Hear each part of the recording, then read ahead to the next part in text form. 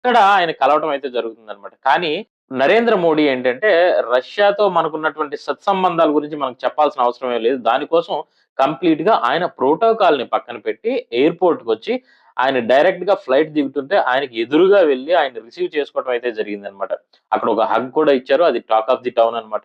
అక్కడి నుంచి కంప్లీట్‌గా తీసుకొచ్చిన తర్వాత ఆర్ఎస్ సెనెట్‌ని పక్కన పెట్టి ఒక నార్మల్ టయోటా కార్‌లో అయితే వెళ్ళటం జరిగింది. అది కూడా బుల్లెట్ ప్రూఫ్ కాదు. నార్మల్ సాదా వెహికల్. రిజిస్ట్రేషన్ కూడా ఢిల్లీ రిజిస్ట్రేషన్ కాదు. MH registration. మహారాష్ట్ర రిజిస్ట్రేషన్. ఎందుకోసం ఇదంతా అంటే నార్మల్‌గా మన నరేంద్ర మోడీ గారు వాడే కార్ ఏదైనా ఉందంటే రేంజ్ రోవర్ వాడతారు.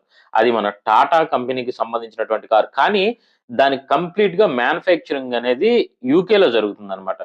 ఏది రేంజ్ రోవర్ తాలూకా కంప్లీట్ మ్యానుఫ్యాక్చరింగ్ యూకేలో జరుగుతది. టాటాది మన ఇండియాకి సంబంధించిన కార్ అయినా యూకేలో జరుగుతుంది. పోనీ నార్మల్‌గా ఈయన మెర్సిడెస్ వెహికల్ కూడా ఉంది.